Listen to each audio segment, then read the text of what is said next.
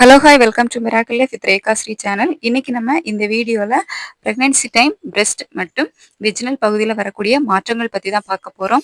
இதுக்கு முன்னாடி வீடியோவில் நம்ம ப்ரெக்னென்சி டைம் உடம்புல வரக்கூடிய ஹார்மோன் சேஞ்சஸ் பற்றி பார்த்தோம். இந்த வீடியோவில் நமக்கு வெளிப்படையாக தெரியக்கூடிய மாற்றங்கள் பற்றி தான் கொஞ்சம் டீட்டெயிலாக பார்க்க போகிறோம்.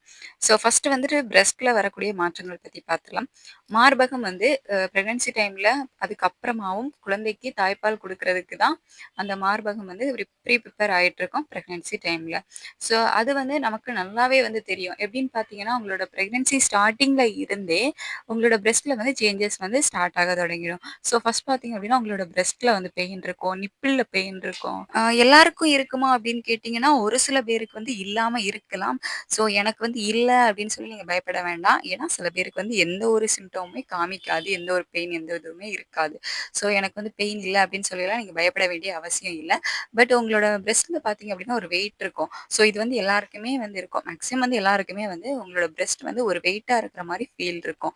எதனால அப்படின்னு பார்த்தீங்கன்னா நீங்கள் குழந்தை பிறந்ததுக்கு அப்புறமா குழந்தைக்கு ஃபீட் பண்ணுறதுக்காக உங்கள் மார்பகம் ரெடி ஆகிட்டு இருக்கிறதுனால ஸோ அந்த மில்க் வரக்கூடிய அந்த நாளங்கள் எல்லாமே விரிவடையும்.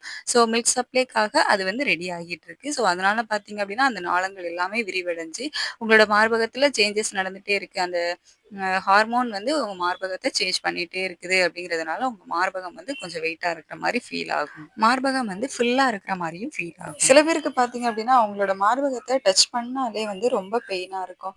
ஸோ அவங்க இதனால என்ன பண்ணுவாங்க அப்படின்னா அவங்களுக்கு இருக்கிற டிஸ்கம்ஃபர்ட், அதாவது உங்களோட மார்பகம் ஃபுல்லா இருக்கிற மாதிரி ஒரு ஃபீல், அதுக்கப்புறமா டச் பண்ணா பெயின், இந்த மாதிரி ரீசன்ஸ்னால பிரேசியர் வியர் பண்றதே அவாய்ட் பண்ணுவாங்க. என்னோட ப்ரெக்னென்சிலேயே நான் கூட அப்படிதான், எனக்கு இப்படி இருந்துச்சு அப்படிங்கிறதுனால பிரேசியர் நிறைய நாள் நான் போடாம தான் இருந்திருக்கேன். பட் நம்ம ஆப்வியஸ்லி வெளியே போகும்போது பிரேசியர் யூஸ் பண்ணி தான் ஆகணும். ஸோ அந்த மாதிரி டைம்ல இப்போ நார்மலாக நம்ம யூஸ் பண்ற என்ன பிரேசியர் சைஸ் யூஸ் பண்றோமோ அதை விட ஒரு சைஸ் எக்ஸ்ட்ரா பிரேசியர் யூஸ் பண்ணேன். ஸோ அது கொஞ்சம் கம்ஃபர்டபுளா இருந்துச்சு. அதுவுமே ஃபர்ஸ்ட் ஒரு 5 மந்த்ஸ்க்கு ஓகேவா இருந்தாலும் அதுக்கப்புறம் என்ன ஆக ஆரம்பிச்சிட்டு அப்படின்னா நம்மளோட பேபியோட வெயிட் கொஞ்சம் கொஞ்சமா அதிகமாகும் போது நமக்கு மேலேயும் அழுத்தும். ஸோ அந்த மாதிரி மேலே அழுத்துறதுனால நம்ம பிரேசியரோட எலாஸ்டிக் வரும்ல, ஸோ அந்த இடத்துல பார்த்தீங்க அப்படின்னா பெயின் ஆரம்பிச்சுட்டு. ஸோ இப்படி ப்ரெக்னென்சி ஃபுல்லாகவே ஏதாச்சும் ஒரு வகையில் பிரெஸ்ட்ல டிஸ்கம்ஃபர்ட் இருந்துகிட்டே தான் இருந்துச்சு. ப்ரெக்னென்சியில் ஏற்கனவே நமக்கு நிறைய ப்ராப்ளம்ஸ் நிறைய டிஸ்கம்ஃபர்ட் இருக்கும். ஸோ இது கூட இதுவும் சேர்ந்து நமக்கு இன்னுமே டிஸ்கம்ஃபர்ட்டாக தான் இருந்துச்சு. ஸோ அதனாலேயே நான் மோஸ்ட்லி பிரேசியர் போட்டதை அவாய்ட் பண்ண தான் செஞ்சேன். வெளியே போகும்போது மட்டுமே வியர் பண்ணேன். பட் நான் வெயிட் அவ்வளவா இல்லை. ஸோ என்னோட வெயிட் பார்த்தீங்க அப்படின்னா ஆல்ரெடி நான் ஷேர் பண்ணியிருக்கேன். ஸோ ரொம்ப கம்மியான வெயிட் தான். என்னோட பிரெஸ்ட்மே நார்மலாக தான் இருந்துச்சு. ரொம்ப வெயிட் இல்லை, அதாவது ரொம்ப பெருசாலாம் இல்ல. ஸோ எனக்கு அது பெரிய ப்ராப்ளமாவும் இல்ல. பட் சில பேருக்கு அவங்களோட பிரஸ்ட் கொஞ்சம் சைஸ் பெருசா இருக்குது அப்படிங்கும்போது பிரெக்னன்சி டைம்ல இன்னுமே பெருசாகும்.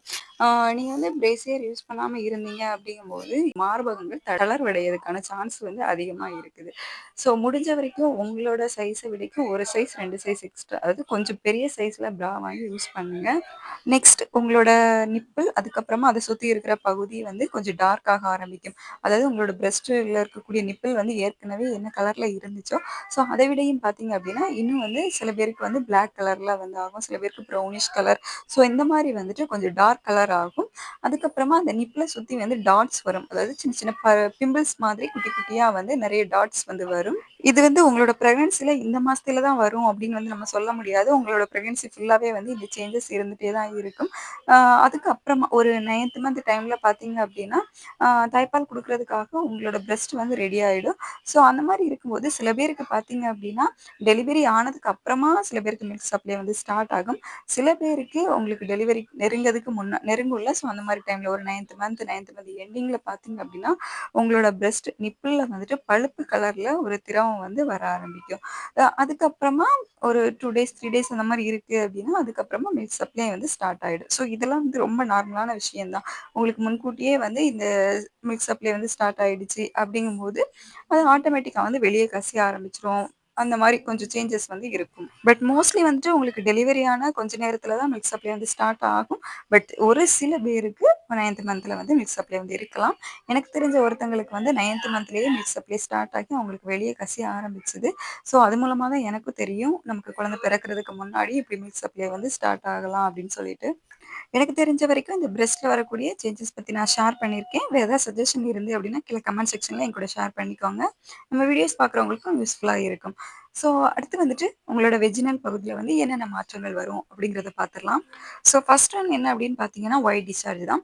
ஸோ இந்த வெஜினல்ல வரக்கூடிய ஒயிட் டிஸ்சார்ஜ் வந்து ரொம்ப நார்மலான விஷயம். ஸோ பிரெக்னன்சி டைம்லேயும் இது ரொம்ப நார்மலான விஷயம் தான். பட் உங்களோட ஒயிட் டிஸ்சார்ஜ் வந்து கிளியரா இருக்குது. எந்த ஒரு ஸ்மெல்லும் இல்ல. எந்த ஒரு கலர் சேஞ்சஸும் இல்ல. அப்படிங்கும்போது ஒண்ணும் பிரச்சனை இல்ல. பட் உங்களுக்கு திக்கா வருது. நெறைய ஒயிட் டிஸ்சார்ஜ் இருக்குது. அப்படிங்கும்போது நீங்க கண்டிப்பா உங்க டாக்டர வந்து கன்சல்ட் பண்ணிக்கணும். ஏன்னா, உங்களோட பிரெக்னன்சி டைம்ல ஈஸியா இன்ஃபெக்ஷன்ஸ் வரதுக்கான சான்சஸ் வந்து அதிகம். நம்ம வந்துட்டு யூரினரி இன்ஃபெக்ஷன் வந்து பிரெக்னன்சி டைம்ல வரத பத்தி ஆல்ரெடி நான் வந்து ஒரு வீடியோ போட்டிருக்கேன். ஸோ அதோட லிங்க் வந்து உங்களுக்கு டிஸ்கிரிப்ஷன்ல குடுக்குறேன். செக் பண்ணி பார்த்துக்கோங்க. ஸோ இந்த மாரி இன்ஃபெக்ஷன்ஸ் உங்களோட பிரெக்னன்சி டைம்ல வரதுக்கு சான்சஸ் அதிகம் அப்படிங்கிறதுனால, ஆ நீங்க வந்து இந்த மாரி ஒயிட் டிஸ்சார்ஜ் வந்து அந்த இன்ஃபெக்ஷன்னாலயும் ஒயிட் டிஸ்சார்ஜ் அதிகமா இருக்கும். ஸோ இத வந்து நீங்க செக் பண்ணிக்கோங்க. நம்ம யூரின் டெஸ்ட் எடுக்கும்போதெல்லாம் டாக்டர் வந்து உங்களுக்கு ஏதாவது இன்ஃபெக்ஷன் இருந்து அப்டின்னா வந்து சொல்லுவாங்க. ஸோ அந்த மாரி டைம்லலாம் நீங்க வந்து அதுக்கான ட்ரீட்மெண்ட் வந்து எடுக்க வேண்டியதா இருக்கும். உங்களோட வெஜினல் ஏரியால ஏதாவது அரிப்பு இருக்குது, எரிச்சல் இருக்குது அப்டிங்கும்போதெல்லாம் கண்டிப்பா வந்து நீங்க டாக்டர வந்து கன்சல்ட் பண்ணிக்கோங்க. அதுக்கப்புறமா உங்களோட வெஜினல் ஏரியால வந்து பெயின் இருக்கிறது. ஸோ நார்மலா பார்த்தீங்க அப்டின்னா, உங்களோட வெஜினல் ஏரியால இருக்கக்கூடிய அந்த ஸ்கின் எல்லாமே கொஞ்சம் திக் ஆக ஆரம்பிக்கும் உங்களோட பிரெக்னன்சி டைம்ல. ஏன்னா, அந்த பகுதியில வந்துட்டு ரத்த ஓட்டம் அதிகமா இருக்கும். ஸோ, அதனால பார்த்தீங்க அப்டின்னா, அந்த தோல் எல்லாமே வந்து கொஞ்சம் திக்கா இருக்கும். இத தவிர வந்து உங்களோட பேபி வெயிட் வந்து பேபி வந்து அடிப்பகுதியில தான் இருப்பாங்க. ஸோ, அந்த பகுதியில ஏதாவது அழுத்தம் இருக்கும்ல. ஸோ, பேபி வெயிட்னால அழுத்தப்படுறதுனாலயும் உங்களுக்கு அந்த இடத்துல பெயின் இருக்கலாம். அத தவிர பேபி வந்து பெருசாக, பெருசாக இடுப்பெலும்புகள் எல்லாமே வந்து கொஞ்சம் விரிவடைய ஆரம்பிக்கும். ஸோ, அந்த மாரி டைம்லயே உங்களோட வெஜினல் ஏரியால பெயின் இருக்கலாம். சம்டைம்ஸ் உங்களோட வெஜினல் ஏரியா வந்து கொஞ்சம் வெயிட்டா இருக்க மாரி ஃபீல் இருக்கும். அதுக்கும் ரீசன் வந்து அந்த இடத்துல வந்து அதிக அளவு ரத்த ஓட்டம் இருக்கிறதுனாலயும், உங்களோட பேபி வெயிட்னாலயும் தான் அந்த வெஜினல் ஏரியா வந்து கொஞ்சம் வெயிட்டா இருக்க மாரி ஃபீல் ஆகுது. சில பேருக்கு வந்து அவங்களோட வெஜினல் பகுதி வந்து வீங்கி இருக்க மாரியும் வந்து தோணும். மோஸ்ட்லி இது வந்து வீங்கி இருக்காது. இந்த அதிக அளவு ரத்த ஓட்டத்தினால தான் உங்களுக்கு வந்து வீங்கி இருக்க மாரி ஃபீல் ஆகும். ஒருவேளை உங்களுக்கு அந்த ஏரியால ஏதாவது இன்ஃபெக்ஷன் இருந்து, அப்படி அதனால ஏதாச்சும் வீக்கம் இருந்துச்சு அப்படின்னா, நீங்க கண்டிப்பா டாக்டர வந்து கன்சல்ட் பண்ணிக்கோங்க. அதுக்கப்புறமா உங்களுக்கு அடிக்கடி யூரின் வர மாரி ஃபீல் ஆகும். ஸோ பிரெக்னன்சி டைம்ல ஃப்ரீக்வென்ட்டா யூரின் வந்து வர மாரி ஃபீல் ஆகுறது எல்லாமே வந்து நார்மலான விஷயம் தான். ஏன்னா, உங்களோட அந்த பகுதியில வந்து அழுத்தம் இருக்கும்ல. ஸோ உங்களோட சிறுநீரகத்தில வந்து அழுத்தம் வந்து பேபியோட வெயிட்னால அந்த இடத்துல ஒரு அழுத்தம் இருக்கும். ஸோ அதனால தான் நமக்கு வந்து கொஞ்சம் யூரின் வந்து கலெக்ட் ஆன உடனேயே வந்து யூரின் வந்து வர மாரியே வந்து ஃபீலிங் இருந்துட்டே இருக்கும். ஸோ இதெல்லாம் வந்து அந்த பிரஷர்னால தான், அந்த அழுத்தத்தினால தான். ஸோ இதெல்லாமே வந்து நார்மலான ஒரு விஷயம் தான். இத தவிர வந்து உங்களோட வெஜினல்ல வந்து ஏதாவது ப்ளீடிங் இருக்குது அப்டின்னா, ஸோ ஃபர்ஸ்ட் ட்ரைம்ஸ்டர்ல வந்து ப்ளீடிங் இருக்கும். ஸோ இது வந்து நார்மல். என்ன அப்டின்னா, ஆ உங்களோட கரு வந்து பதிய ஆரம்பிக்கும். ஸோ இது வந்து 45வது நாள் ஒரு 1 1/2 மாசம் அந்த மாரி டைம்லலாம் பார்த்தீங்க அப்டின்னா, ப்ளீடிங் இருக்கும். கரு பதிதல் இம்ப்ளன்டேஷன் ப்ளீடிங் அப்டின்னு வந்து நம்ம சொல்லுவோம். ஸோ இத பத்தி நம்ம ஆல்ரெடி வீடியோஸ் போட்ருக்கோம். அதனால வந்து ப்ளீடிங் இருக்கும். ஸோ இந்த ப்ளீடிங்லாம் வந்து ரொம்ப ஹெவியாலாம் இருக்காது. பட் லைட் அந்த டிராப்ஸ் மாரி தான் இருக்கும். ஸ்பாட்டிங் அப்டின்னு சொல்லுவோம். ஸோ அந்த மாரி லைட் டிராப்ஸா தான் இருக்கும். ஸோ அப்டின்னா வந்து ப்ராப்ளம் கிடையாது. பட் உங்களுக்கு ஹெவியா வந்து ப்ளீடிங் ஆகுது அப்டிங்கும்போது தான் கண்டிப்பா நீங்க வந்து டாக்டர வந்து கன்சல்ட் பண்ணிடணும். ஏன்னா, உங்களுக்கு சப்போஸ் மிஸ்கேரேஜ், அபார்ஷன் இந்த மாரி டைமுக்கு பார்த்தீங்க அப்டின்னா ப்ளீடிங் இருக்கும். ஆ பட் உங்களுக்கு டிராப்ஸா தான் வருது அப்டின்னா மேக்ஸிமம் வந்து ப்ராப்ளம் இல்ல. பட் உங்களுக்கு ப்ளீடிங் ஆகும்போது பெயின்லாம் இருக்கு அப்டின்னா, கண்டிப்பா நீங்க அந்த டாக்டர கன்சல்ட் பண்ணிக்கோங்க. அதுக்கப்புறமா உங்களோட 2ண்ட் ட்ரைம்ஸ்டர், 3 ட்ரைம்ஸ்டர்லலாம் ப்ளீடிங் இருக்குது அப்டின்னா, கண்டிப்பா நீங்க வந்து உடனே டாக்டர வந்து கன்சல்ட் பண்ணிக்கோங்க. எதனால ப்ளீடிங் இருக்குது அப்டின்னு சொல்லிட்டு. 2ண்ட் ட்ரைம்ஸ்டர்லாம் எனக்கு வந்து சப்கோனியா ஹெமரேஜ் அதாவது சப்கோனியா ஹெமடோமா அப்டின்னு வந்து சொல்லுவோம். ஸோ அந்த மாரிலாம் இருந்துச்சு. உள்ள வந்து பிளசன்டா பக்கத்துல ஒரு கட்டி, ரத்த கட்டி வந்து இருந்து எனக்கு. ஸோ அதனாலேயும் வந்து ப்ளீடிங் இருக்கும். பட் எனக்கு வந்து ப்ளீட் வந்து ஆகல. சில பேருக்கு வந்து ப்ளீடிங் ஆகும் அப்டிங்கிற மாரி வந்து சொன்னாங்க. ஸோ அந்த ப்ளீடிங்லாம் வந்து கொஞ்சம் ஹெவியா இருக்கும் அப்டின்னு கூட சில பேர் வந்து ஷேர் பண்ணியிருந்தாங்க. ஸோ உங்களுக்கு இந்த மாரி ப்ளீடிங் இருக்குது அப்டின்னா, உடனே நீங்க டாக்டர கன்சல்ட் பண்ணி ஸ்கேன் பார்த்தீங்க அப்டின்னா, அவங்க வந்து எதனால உங்களுக்கு இந்த ப்ளீடிங் இருக்குது அப்டிங்கிறத வந்து சொல்லிடுவாங்க. சம்டைம்ஸ் இந்த ப்ளீடிங் வந்து ரிஸ்க்காவும் ஆகலாம். ஆ நெறைய டைம் பார்த்தீங்க அப்டின்னா, நார்மலா கூட இருக்கும். அதாவது இந்த மாரி சில ரீசன்ஸ்னாலயும் ப்ளீடிங் இருக்கும். பேபி வந்து சேஃபா இருப்பாங்க. ஸோ எதனாலும் நீங்க வந்து உடனே பயந்துகிட்டு அப்டியே விடாம, உடனே போய் டாக்டர கன்சல்ட் பண்ணீங்க அப்டின்னா, நம்ம என்ன பிரச்சனை அப்டின்னு தெரிஞ்சுக்கிட்டு, அதுக்கான ட்ரீட்மெண்ட், மெடிசின்ஸ் வந்து எடுக்கலாம்.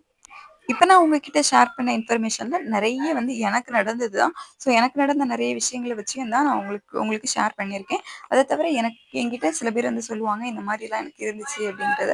ஸோ அதையும் வந்து நான் உங்க கூட ஷேர் பண்ணியிருக்கேன்.